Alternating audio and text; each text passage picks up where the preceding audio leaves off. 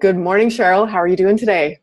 I'm excellent, Heather. Thank you. Excellent. I am so excited to introduce you to my community of female business leaders of style, wit, and substance, of which you are definitely one of our group, Cheryl. I'm excited to introduce you to our group and talk today about mindfulness. And I really want to I want everyone to know that in my world, you are the reason that I am so zen most days, because you really sparked this whole awareness of what presence and mindfulness is. So I really feel like I'm pulling back the curtain and sharing with all of our ladies today, someone who has really been a mentor and inspiration for me. So thank you for being here today. Thank you very much. Okay, so for the women who do not know you, I want to make sure that I introduce you with all of the goods. So, ladies, Cheryl is both an accredited public relations professional. She is also an MBA, and she's held real key leadership positions for a variety of organizations in a variety of industries, including TV and media, the airline industry, oil and gas. And so she really is a powerful businesswoman. But what is just as fascinating is how she combines that powerfulness as being a woman in business and being a leader with being really grounded, really mindful, and very present. So I'm excited, Cheryl, for us to really have an organic conversation today about your own mindfulness journey, how you discovered it, how you've implemented it in your own life, and what that can look like for other women who are maybe, earlier on in their journey of mindfulness and even meditation. So thanks for being here again. Yeah, my pleasure. It's such a treat to share with you because I know the kind of women who are drawn to you. And it's just going to be a wonderful opportunity to connect with them and to just offer a little bit of what I have to offer. And I'm happy to be here to do that. Well, go ahead. No, you go ahead. You really are, I was going to say, a champion of mindfulness. I know you've studied from some of the biggest thought leaders in this area, and you also bring with it your own style, which I think is really unique. So a little bit, I guess I would love for you to explain to us just how you discovered mindfulness and what presence is. Where did you begin with this journey? Well, probably like anybody out there who's interested in it, it was a journey of what the heck is going on? Looking at me from the outside in my late 20s and early 30s, most people would have thought this girl's got it all. Right? She's, successful in her career. She looks good. She's, working hard. She's getting recognition. She's got a great husband. All of the things that are the metrics by which the external world wants to measure us, I probably measured up to. I was unhappy with my weight. I can remember specifically saying in my late 20s, if I could just lose some weight, all of my ducks would be in a row. Like, can you imagine thinking all of your ducks are going to be in a row? And I kind of believe that they would be in a row for the rest of my life. Yeah, done. It's done, right? This is how life works. I could get all my ducks in a row and it'd be good. So that journey took me on a little bit of spiritual exploration. But as part of that, I started to practice some meditation. I was exposed to some meditation techniques and things. And so I started to, get up early and sit for an hour in the morning and meditate and so on. But the interesting thing that I discovered through that process is, well, the outside looked good because I was striving for all of those things. Mm-hmm. My inside was just a bitch, right? Like this kind of, like this is never enough. And this is never enough. And over time, it was so tiring to have this relentless requirement to somehow achieve some form of idealistic life. And I think so many of us get caught up in that there is some kind of ideal way of living life, and that if we only had the formula, if we just got all our ducks in that perfect row, that somehow then life would just become this enjoyable, constantly pleasurable ride. Yeah. And even my spiritual practice started out as being, I'm going to end up in this state of constant om, Yes. And it's funny, when you started and you were talking, I was thinking, the wonderful thing you find out through mindfulness is that your personality actually doesn't change.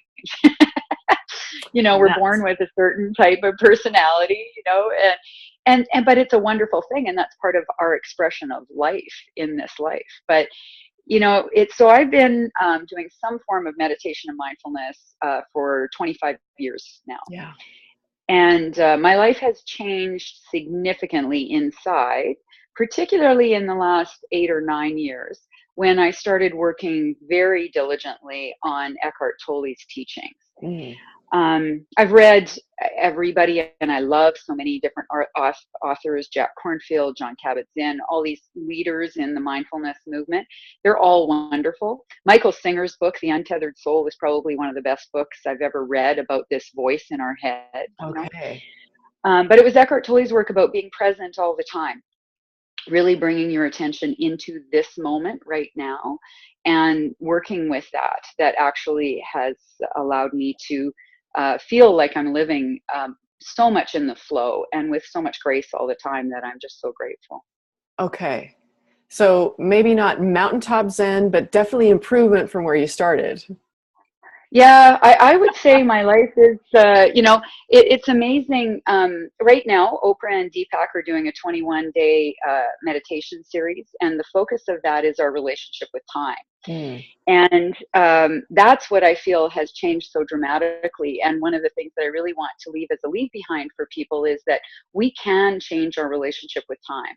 Time doesn't have to be the burden, the driver, the controller of our life. We can take back a sense of ownership of how we experience this nebulous thing called time. Okay. I want to go a little bit deeper with you, Cheryl. So you talk about your own journey of the state you were in before you discovered mindfulness and meditation as a daily practice. And you talk about definitely the last 8 or 9 years, there's been a real shift in your own sense of presence and calm, and you say being in the flow. But for viewers who maybe this whole idea of mindfulness and these teachers are new to them, what are some of the shifts that you experienced personally, even early on and more recently, that people can expect when they really start to develop this as a daily practice? One of the first things you have to get used to is being able to notice the thoughts in your head, right? You have to become aware that there is an observer in you that can notice your thinking. When we're completely immersed in our thinking, when we're completely identified with it, that's when we just follow it around. It's whatever we think we act on, whatever we have come up, we take advantage of, right? When you start watching it early on, one of the biggest things is that you'll find out just how all over the place and chattery and negative so many of our thoughts are. And so that's an initial stage that everyone almost has to go through, of just becoming aware of what their voice in their head is saying all the time. Okay. And then as you start to do that, you start to be able to recognize that not everything it thinks is really important. Not everything that comes up in your mind has to be acted on. Okay. That you are not your thoughts, right? Yeah. But a really simple practice, a really simple way of starting with that is we're very much sucked into the future, right? Our minds, especially in North American culture, we're so engaged with the future. So our minds are really sucked that way. Or our minds get really distracted by rehashing something from the past, something that happened yesterday, or we have regrets, whatever. And so these are the tendencies of our minds. If we just simply notice that our mind has taken us away into something about the future, and we bring ourselves back to a simple breath right now, we're actually interrupting that stream of thinking.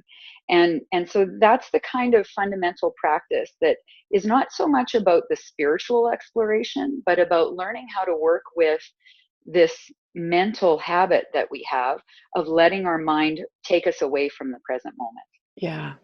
Yeah, I think for me, when I attended some of your early retreats and you tipped me off to Eckhart Tolle back in, holy cow, 2009. I'll be honest, the first time I picked up that book, Cheryl, I didn't have a freaking clue. I was like, I have no idea what this is saying. It's very common. And it was, I think, a couple of years later, we met again at a retreat, and I'm like, you know what, I'm going to pick that book up again. And it was a completely different book, but the difference is that I was completely different. I was ready for that message. And I remember very clearly, one of the things I learned was, like you're saying, to realize that there is an observer, and then there's what I like to call the crazy making, thinking that your mind tries to, run away with you. Yeah. Yeah, really cool. So help us understand, again, for someone who's beginning their journey into mindfulness and being more present, what are some habits, what are some practices that can help build that muscle? So it's kind of this thing about bringing our attention back into the present moment every time that we can. And so I already mentioned the future and the past thing. It's a very obvious thing that most of us can kind of tune into, is all of a sudden you catch yourself thinking about the meeting that you have tomorrow. Yeah. Right. Or the conversation you're going to have with your son when you get home tonight. Right.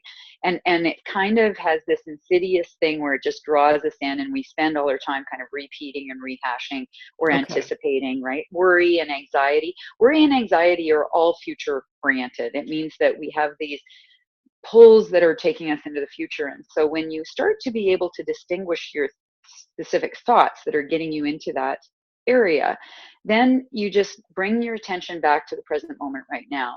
In a formal way, you can bring your attention to your breath, but informal practice is the best. I just think when you're starting, start with bringing your attention. If you're cutting up vegetables for supper, bring your attention fully to that experience of cutting up vegetables, right?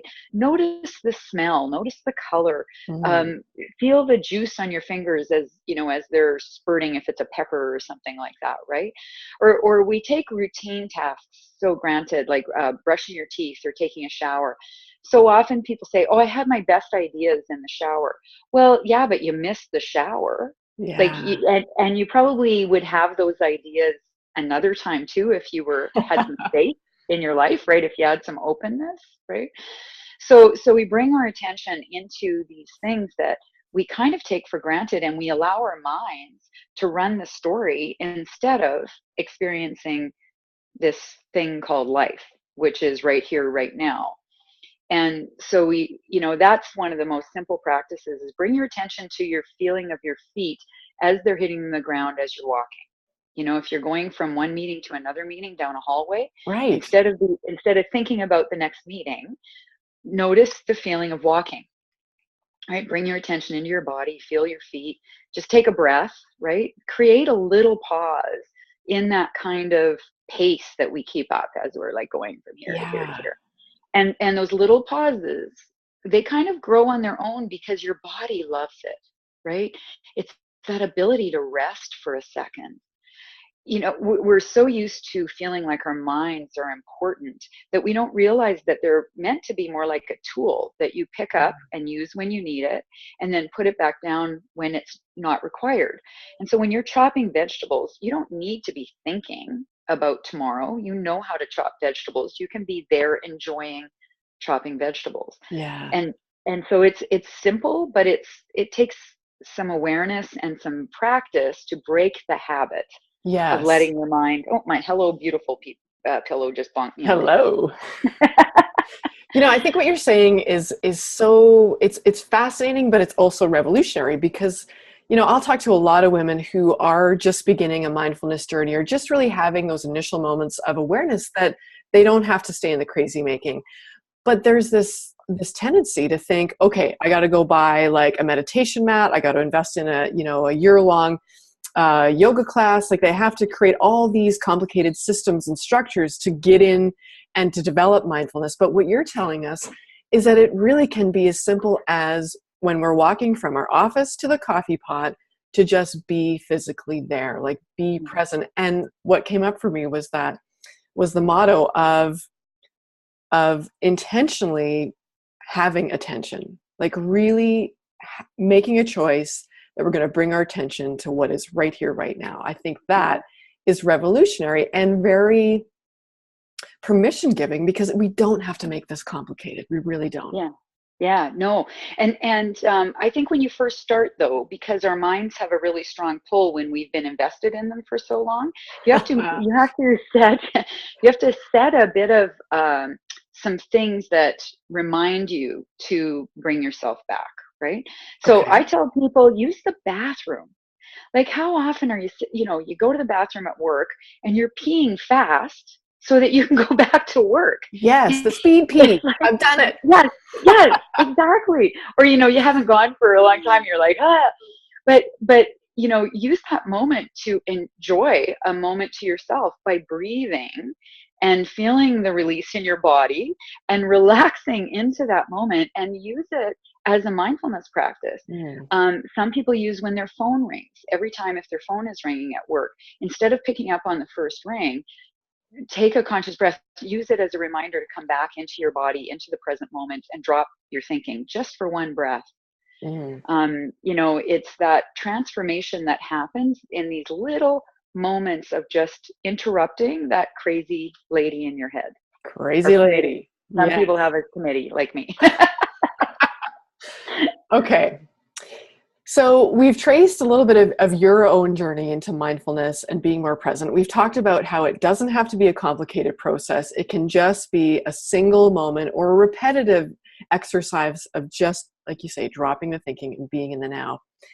One of the other things I want to get into during our time together is some of the resistance that maybe you've encountered, certainly I've encountered, I know many of our viewers will be encountering, because mindfulness, meditation, being present, for a lot of people, particularly in the traditional business world, that can seem really woo-woo, out there, a little crazy. I'd love to know your perspective, because, and this is what I love about you, is that you are a powerful businesswoman. You lead impressive organizations, and yet this is a major component of who you are and what you bring to your ability to influence and to make change in the world. So you have a unique perspective to share in terms of how those two things come together, what resistance there is possible. Yeah, how would you respond to that? Yeah, so I really did have segmented life, with this for probably at least 15 years. Mm. This was something I did for myself on my own. I went to sessions. I would attend things that I found fed my soul and helped me anchor my practice, but they were not connected to the business world. So Mm. I had, my business life, and then I had this that I was doing as part of my personal life, Okay, and ne'er the twain shall meet, right? Like, exactly. and so I was doing these things, and they were helping me in my business life for sure, but I wasn't generally exposing those. I mean, it would have been viewed as woohoo in the 90s when I started doing it, for sure, Mhm. right? Now, you mentioned that they um, were benefiting your business practices. What were some of the specifics that you saw? oh well, just the overall ability to go through a day without feeling that pushing. I'd be more present in the day. Mm. My ability to pay attention to people instead of, I remember this distinctly, making this commitment back when I was in the airline industry. I had a secretary and a few other people that were working with me, and I had a nice office, and they would come to the door of my office, and I'd be working on something, typing away crazy on my computer, and they would start talking to me, and I would kind of half listen with my head turned like this, and Yeah. be kind of thinking, more interested in what I'm doing over here, or trying to split my attention. I mean, I hear this from moms all the time who come to my Yes. classes, that they do that with their kids, right? Yeah. They're trying to get ready to go and do something, and their child all of a sudden is there and either wants their attention or has something to share, and they feel like they're splitting their attention, Yes. right?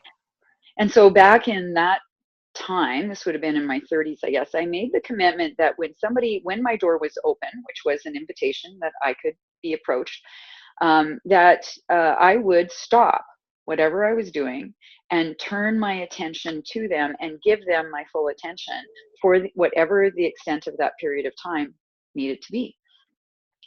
And so I started making that my practice. That was one of my early practices.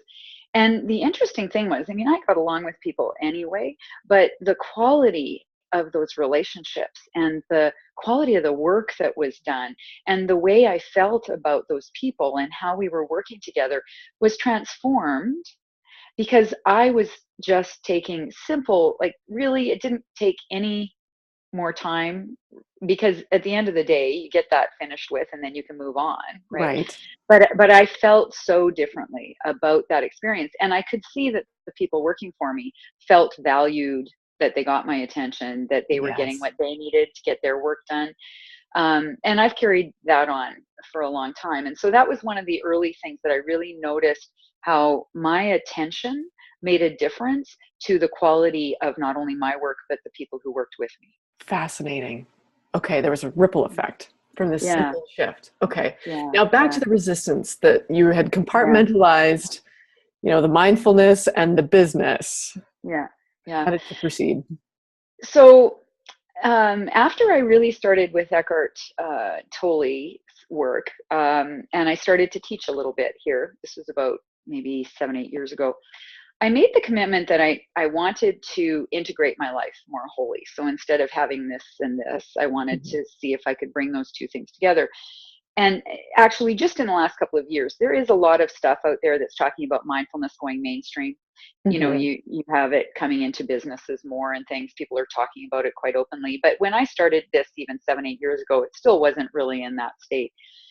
And so I decided I would start mentioning that I teach mindfulness and that I have meditation practice. And so the very first person that I ever mentioned it to was a dean at the university. And we're out at a function, and I got along with him really well. I thought he was just this open, gregarious kind of guy. And I thought, well, this will be good. I'm going to take this step. I'm going to tell Yeah. somebody.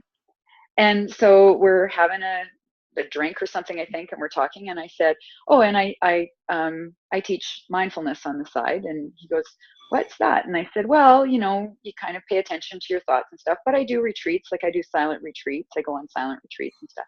And he goes, "You do what? What is that? Why would you do that?" He has this complete reaction that I would have anticipated to be this Yeah. horrible reaction that I never ever wanted to have, right? Like just Mm. headed into this like, and I was like, okay, well, Uh-oh. and yeah, so I just talked a little bit more. I mean, I don't know exactly how that end of that conversation kind of came about, but every time I saw him for years afterwards, he would say, "Are you still doing that silent retreat thing?" And I thought, well, I left an impression on him that has Yes. mulled it over. But it was actually a wonderful thing, because ever since then I thought, if I can handle that reaction, I can Yeah. handle any reaction. And so I've started to just be more open about what that means. And you can tell some people are curious and want to know more. Some people dismiss it. Isn't that the way it is with anything? That is very It's true. the way it is with anything. They either like it or don't, or they'll talk to you about it or they won't. And so I've been able to lose that kind of my own personal fear of sharing it, just through recognizing that it is something important to me. It's how I like to live, and I'm happy to share it.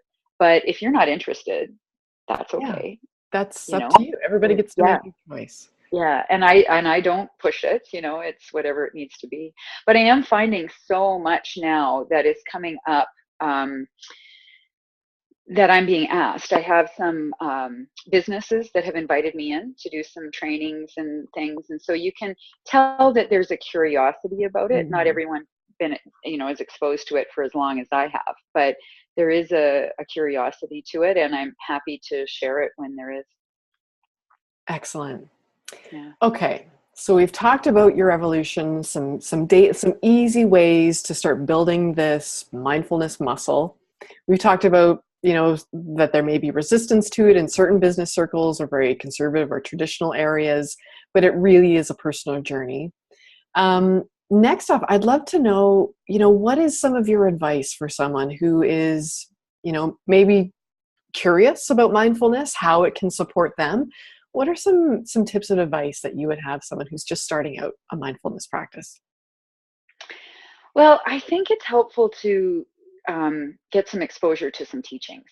because it's one thing if you enjoy reading and you can absorb well from reading. They're great books. I mean, I will recommend anything by Eckhart Tolle.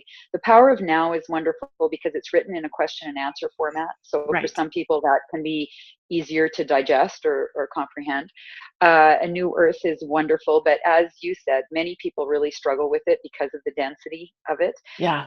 My book study has been really popular with that book, just because so many people are wanting to understand it and have an interest in it, but are looking for that help. And so that's really great. Eckhart Tolle is coming to Calgary to have a talk in May. He's doing a retreat in Lake Louise in May. But those are big ticket items. If you can find a local teacher and just go and get some basic instruction, I think you'll find that it's helpful in creating a bit of an anchor to your practice. And I always teach there's formal meditation and then there's informal mindfulness. And the two of them work really well together. It's like the yin and yang. Okay. And so formal meditation is to learn how to sit and to watch your mind and to follow your breath and to get that kind of discipline into your life.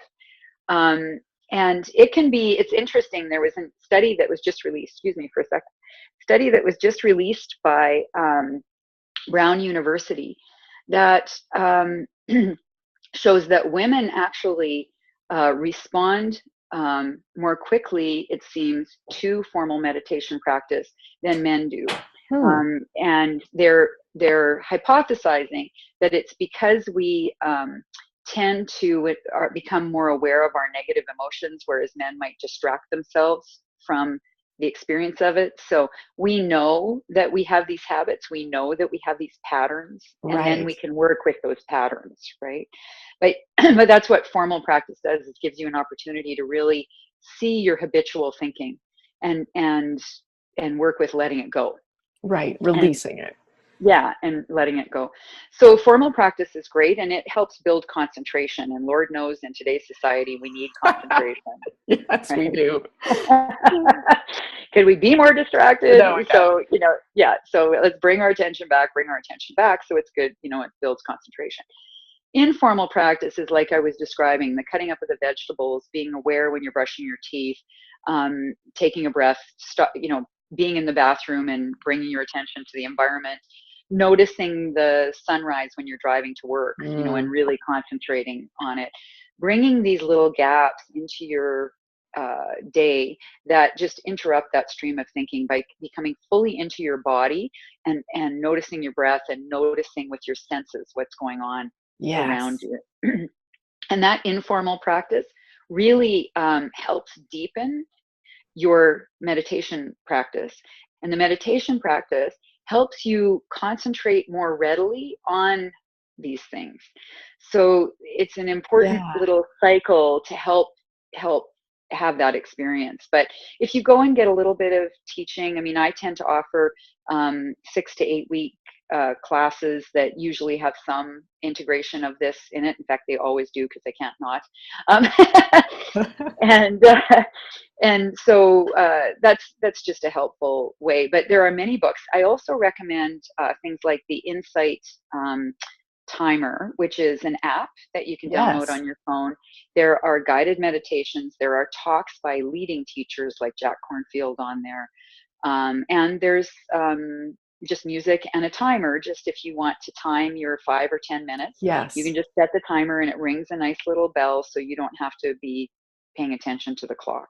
Yes, and I don't have to get my meditation bowl out and dong it and be the meditator at the same time. And being the meditator at the same time. That's right. Absolutely. Yeah, that was the Insights Timer. I'm so glad that you mentioned that. For our distracted society, we love our apps.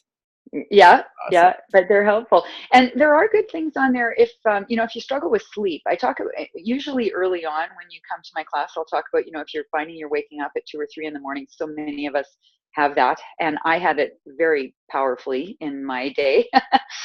And then you get into that cycle of, I got to get back to sleep. Yeah. Oh, okay, it's 3 o'clock. That means I'll get 3 more hours sleep. Okay, it's 3:30. Okay, that's only 2.5 hours sleep, right? And you create all this, like your mind is adding to the agitation, and you're having these repetitive thoughts, and you're like, blah, blah, blah. So, I talk about that being a great place to practice mindfulness. So instead of being so engaged in your mind, The problem. in the problem and letting it churn, is come into your body and, notice that you're in a dark, warm place and that it's calm and it's quiet, and feel the sheets on your skin, and then notice your breath and come into your breath and allow your breathing to just soften and allow your body to relax. And maybe notice if you flip your pillow over, the cool side of the pillow and how that feels. Mm. Just bring yourself into that experience and allow yourself to breathe and notice what's going on in your body and see how that changes that experience of being awake. And how you may find, for many people, they find that just that practice alone, they end up waking up and going, oh, I went back to sleep. Yeah. Instead of all the resistance that we build up. Right? Yeah, I love that. Well, love, hate, resistance. I love that we're talking about it, because whether it's waking up, having interrupted sleep, or people in the workplace interrupting us, or a traffic jam, when we begin to realize how much resistance we have to different circumstances or events, we then begin to very humbly see how much energy we are wasting and how much of our life we are missing just by bringing that resistance into everything, and flipping the switch on it creates so much more ease. I love that. I love it. So you've mentioned a few times about your classes. If any of our viewers are interested in pursuing, where can they get more information about your own teachings and offerings? Well, everything that I'm doing right now, I'm doing through the Martha Retreat Center in Lethbridge. And Okay. you can go onto their website at marthare@tellusplanet.net. You can go in there, marthare@tellusplanet.net, and you can Okay. go in and you'll see all of the offerings that they offer at the retreat center. It's a wonderful little place that as soon as you walk in, it's prayed up. You just kind of feel like you're getting relaxed just by Yeah. being in this lovely little home, So that's my current offerings. I do keep an email list of distribution list for people where I might offer in the future. We're looking at doing some destination retreats on Vancouver Island or in the mountains. Lovely. If people are interested in being on that list with me, they can send me an email. The email address is a bit awkward. It's initials, my husband's and mine, but it's CDRB, so Charlie Delta Radio Bravo, CDRB, the number 100 Okay. at gmail.com. Awesome. So I've got both the Martha Retreat address and your email, and I'll post that in the comments once we get our interview up inside of the Facebook group, so people can get that information there as well. Awesome. Yeah, that would be wonderful. Awesome. I absolutely, I was thinking about this all weekend. I was excited to get you on here to introduce you to our community, because I know you are just such a beautiful source of wisdom. And you know how some people just have a quality of strength? You are that person to me. And I know it has come from your 25 years of dedicated practice towards being mindful, being very present. I have so much love for you, Cheryl. Thank you for being here. Yeah, you too, dear. It's just been delightful. And I am so in awe of the work you're doing, sharing all of this wisdom and tapping into all of this for your community of women. And also just the work you do personally for the coaching business, I think that you're a gift. You have such a talent and such a wisdom and insight into what people need right at that moment. You ask brilliant questions. So, good for you for carrying on and you've been doing this for 10 years now. Yeah. I mean, that's fantastic. That shows I'm sure that every life you've touched has benefited from your experience. So thank you for including me in your community as well. I'm very happy to be here. Absolutely. You are one of those women of style, wit, and substance. So I could not help but have you included here. So thank you very much for sharing your experience and your wisdom with us, Cheryl. I know all of our members are going to love it. We will post those 2 pieces of contact information in the comments, so people can follow up with you if they feel called to do so. And thank you again for being here, Cheryl. Blessings. Namaste. Namaste. All right. Take care and have a fantastic day, Cheryl. You too. All right. Bye. Bye-bye.